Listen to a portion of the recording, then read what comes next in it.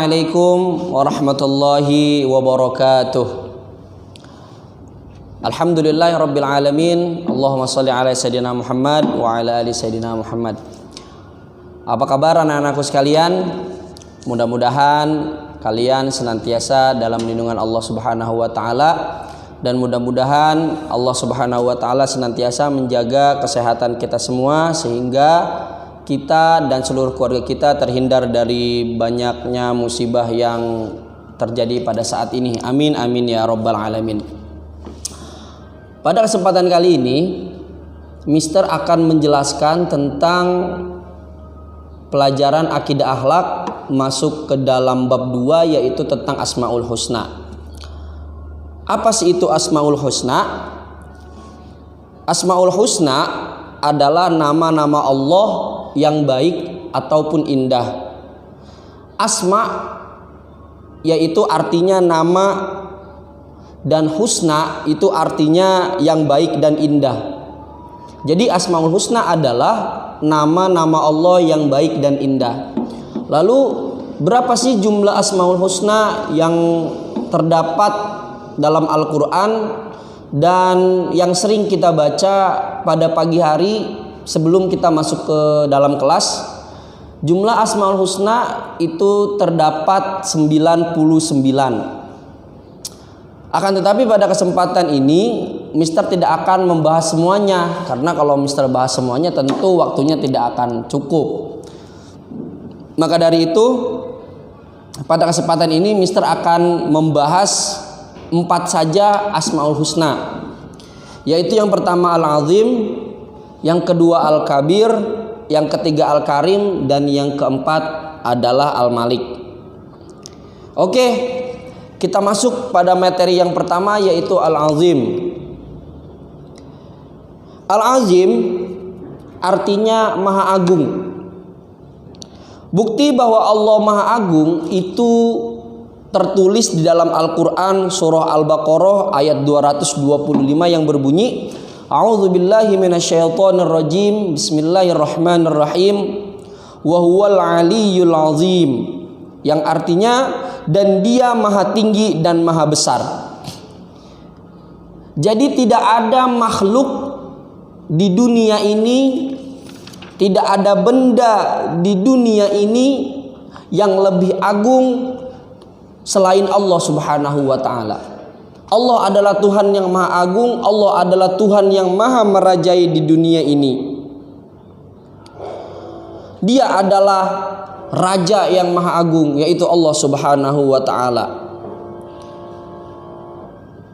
Dan tidak ada satupun makhluk yang lebih terhormat, tidak ada satupun benda yang lebih terhormat dibandingkan Allah Subhanahu wa ta'ala. Sebagai orang yang beriman, sebagai orang yang mengaku kita orang Islam yang bertuhan kepada Allah Subhanahu wa ta'ala, kita harus senantiasa menjaga dan memelihara martabat serta kemuliaan Allah Subhanahu wa ta'ala. Jangan sampai Allah Subhanahu wa ta'ala, Tuhan kita semua, dilecehkan oleh orang lain, Tuhan kita dihina oleh orang lain. Kenapa? Karena Tuhan kita adalah Tuhan yang maha agung. Karena Tuhan kita memiliki sifat Al-Azim, yaitu yang maha agung. Adapun yang kedua, Asmaul Husna yang kedua adalah Al-Kabir. Apa itu artinya Al-Kabir? Yaitu yang maha besar. Allah maha besar yang pertama dalam zatnya, dalam sifatnya, dan dalam perbuatannya yang maha sempurna.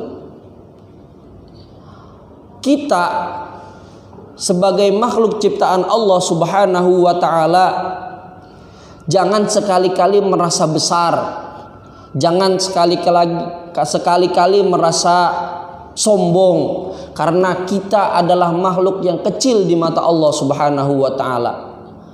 Baik itu kita sebagai presiden, baik itu kita sebagai gubernur, baik itu kita sebagai pejabat, sebagai lurah, RT, RW, camat sekalipun, kita tidak boleh merasa agung. Karena tidak ada yang maha besar kecuali Allah Subhanahu wa ta'ala. Sekalipun Nabi Muhammad SAW beliau merasa kecil di mata Allah Subhanahu wa taala, karena hanya Allah lah yang maha besar, karena dia memiliki sifat Al-Kabir. Allah maha besar ditandai salah satunya dengan ciptaannya. Siapa yang bisa menciptakan bumi seluas ini? Siapa yang bisa menciptakan lautan sedalam itu? Siapa yang bisa menciptakan gunung setinggi itu selain Allah Subhanahu wa taala? Makanya Allah Subhanahu wa taala dijuluki Tuhan yang maha besar. Adapun yang kedua, Allah Subhanahu wa taala dijuluki sebagai Tuhan yang maha besar adalah Dia mampu menciptakan makhluk seperti kita manusia yang dikaruniai dengan anggota tubuh yang lengkap. Adanya mata untuk melihat, adanya telinga untuk mendengar, adanya hidung untuk bernafas, adanya mulut untuk berbicara, adanya tangan untuk memegang, adanya kaki untuk melangkah, adanya hati untuk merasakan, adanya jantung untuk kehidupan. Kita diciptakan oleh Allah Subhanahu wa taala dengan sangat sempurna, tapi tidak ada yang lebih sempurna dibandingkan Allah Subhanahu wa taala. Lalu bagaimana mister jika ada manusia yang tidak sempurna? Contoh, kakinya hanya satu, tangannya hanya satu, matanya tidak bisa melihat, kupingnya tidak bisa melihat. Tidak ada satupun makhluk yang tidak sempurna. Tidak ada satupun makhluk yang Allah tidak sayang. Allah sayang kepada semua makhluk-makhluknya. Maka dari itu Allah menciptakan semua makhluknya dengan sempurna. Walaupun dia kakinya satu, tapi dia pasti memiliki kelebihan. Walaupun dia tangannya satu, tapi dia pasti memiliki kelebihan yang tidak dimiliki oleh orang yang sempurna. Orang yang tidak sempurna saja atau orang cacat pasti memiliki kelebihan. Apalagi kita yang alhamdulillah Allah Subhanahu wa taala berikan kelebihan, yaitu anggota tubuh yang sempurna. Maka dari itu kita tidak boleh kalah dengan orang-orang yang mohon maaf tidak sempurna. Maka dari itu kita gali potensi kita gali bakat kita, jangan sampai kita kalah oleh mereka yang tidak sempurna.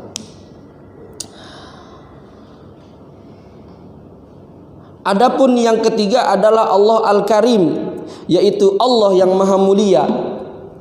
Hal ini tertulis di dalam Al-Quran surat Al-Alaq ayat 3 yang berbunyi, Iqra wa rabbukal akram. Bacalah dengan nama Tuhanmu, atau bacalah dan Tuhanmu lah yang maha mulia. Jadi semulia apapun presiden, semulia apapun raja, semulia apapun nabi, itu masih kalah dengan mulianya Allah Subhanahu wa taala. Karena Allah Subhanahu wa taala adalah Tuhan yang maha mulia dibandingkan seluruh makhluknya di dunia ini. Menurut para ulama, maha kemuliaan Allah Subhanahu wa taala meliputi Dia yang maha pemurah dengan pemberiannya. Dia yang maha luas dengan anugerahnya. Jadi Allah memberikan nikmat kepada kita sangat banyak sekali. Contoh nikmat yang sering kita sepelekan adalah nikmatnya bisa bernafas. Coba kita hitung, seandainya saja oksigen di dunia ini bayar, tentu berapa juta, berapa puluh juta, berapa ratus juta, berapa miliar yang harus kita keluarkan agar kita bisa bernapas. Tapi dengan maha murahnya Allah Subhanahu wa taala, dengan maha kasih sayangnya Allah Subhanahu wa taala kepada hambanya, semua itu digratiskan oleh Allah Subhanahu wa taala. Itu nikmat yang paling kecil, yaitu nikmatnya bisa menghirup oksigen, yang kadang kita menyepelekannya, tapi itu adalah salah satu nikmat yang besar. Coba kalau kita bayar, berapa juta kita harus keluarkan uang untuk membeli oksigen. Selanjutnya nikmat mata. Coba, ada nggak toko yang bisa menjual mata? Contoh mata kita sakit atau mata kita buta diganti dengan mata yang baru. Tentu tidak ada. Maka dari itu selagi kita memiliki mata, kita rawat mata kita dengan baik-baik, kita jaga mata kita dengan baik-baik. Jangan sering main game, jangan sering nonton YouTube, jangan sering main handphone, karena nanti lama-lama mata kita akan rusak. Kalau mata kita sudah rusak, maka tidak bisa diganti dengan mata-mata yang lain. Gitu. Selanjutnya, Maha Pemurahnya Allah. Jadi Allah tidak mandang kepada hambanya, baik hambanya itu sholat atau tidak sholat, baik itu hambanya penjahat ataupun orang baik, Allah semua memberikan nikmat. Contoh, dia orangnya jahat, lalu Allah tidak memberikan nikmat kepadanya. Allah tidak seperti itu. Allah senantiasa memberikan nikmat kepada seluruh hamba-hambanya. Baik hambanya yang pelit, yang kikir, Allah selalu memberikan nikmat kepada mereka. Allah selalu memberikan rezeki kepada mereka. Lalu kita sebagai makhluknya harus senantiasa mensyukuri nikmat Allah subhanahu wa ta'ala. Lalu kalau Allah sudah memberi nikmat, Allah tidak pernah menghitung-hitung. Coba kalau kita hitung betapa banyak nikmat yang telah Allah berikan kepada kita. Kita bisa melangkah, 1 langkah, 2 langkah, 3 langkah, 4 langkah. Itu adalah nikmat dari Allah subhanahu wa ta'ala. Nikmatnya kaki, nikmatnya tangan, nikmatnya jari. Itu bukan hal yang sepele, tapi itu adalah nikmat yang besar. Coba kalau kita tidak punya tangan, tidak punya jari, bagaimana kita bisa menggenggam barang? Bagaimana kita bisa megang pulpen, megang pensil, megang menghapus? Tentu tidak bisa. Apakah Allah pernah perhitungan sama hambanya? Tentu tidak pernah. Kenapa? Karena Allah adalah Tuhan yang maha besar. Lalu adapun yang keempat, yaitu Allah memiliki sifat Al-Malik. Apa itu Al-Malik? Yaitu yang maha merajai. Jadi seluas apapun kerajaan yang ada di dunia ini, itu masih kalah dengan kerajaannya Allah subhanahu wa ta'ala. Setinggi apapun pangkat di dunia ini, masih kalah dengan pangkatnya Allah subhanahu wa ta'ala. Gitu. Allah subhanahu wa ta'ala berfirman dalam Al-Quran surat Toha ayat 114. A'udzubillahi minasyaitonirrajim. Bismillahirrahmanirrahim. Fata'alallahul malikul haq. Maka maha tinggi Allah, raja yang sebenar-benarnya. Jadi jika di dunia ini ada yang mengaku raja, maka dia sebenarnya bukan raja. Karena raja yang sebenarnya adalah Allah subhanahu wa ta'ala. Adapun pengertian raja bagi Allah subhanahu wa ta'ala adalah Allah adalah raja yang abadi. Setelah dunia ini hancur, setelah bumi ini hancur, setelah kehidupan ini sirna atau berakhir, hanya Allah lah yang masih ada. Hanya Allah lah yang kekal dan abadi. Kita semua nanti akan mati, ibu kita akan meninggal, ayah kita akan meninggal, orang yang sombong akan meninggal, raja-raja akan meninggal, orang yang punya harta akan meninggal. Tapi Allah lah Tuhan yang satu-satunya akan hidup, karena dia adalah Tuhan yang merajai dari seluruh alam di dunia ini. Lalu tidak ada satupun yang bisa menentang Allah subhanahu wa ta'ala. Dan Allah subhanahu wa ta'ala adalah raja yang menguasai semua kerajaan. Dan Allah memberi kerajaan kepada orang yang dia kehendakinya. Orang yang beriman kepada Allah subhanahu wa ta'ala akan menjadi Abdul Al-Malik, yaitu hamba yang menyadari bahwa Allah adalah Tuhan yang menguasai segala apa yang terjadi kepada makhluknya. Jadi Allah subhanahu wa ta'ala dijuluki Al-Malik adalah dia yang memiliki segala keputusan. Jadi apa yang kita usahakan, apa yang kita perjuangkan, itu yang menentukan hasilnya adalah Allah subhanahu wa ta'ala. Dan kita sebagai makhluknya, kita harus senantiasa berusaha dan senantiasa berdoa kepada Allah subhanahu wa ta'ala agar Allah subhanahu wa ta'ala memberikan hasil yang terbaik bagi kita semua. Lalu Siapa sih orang yang paling mulia di sisi Allah Subhanahu wa taala? Orang yang paling mulia di sisi Allah Subhanahu wa taala adalah orang yang senantiasa mengerjakan amal soleh dan orang yang senantiasa bertakwa kepada Allah Subhanahu wa taala. Jadi adapun kesimpulan dari keempat Asmaul Husna ini adalah yang pertama, Asmaul Husna artinya nama-nama Allah yang baik dan indah. Adapun jumlah Asmaul Husna adalah 99. Dan arti dari Asmaul Husna Al-Azim adalah Tuhan yang Maha Agung. Al-Kabir adalah Tuhan yang Maha Besar. Al-Karim adalah Tuhan yang Maha Mulia. Dan Al-Malik adalah Tuhan yang Maha Merajai.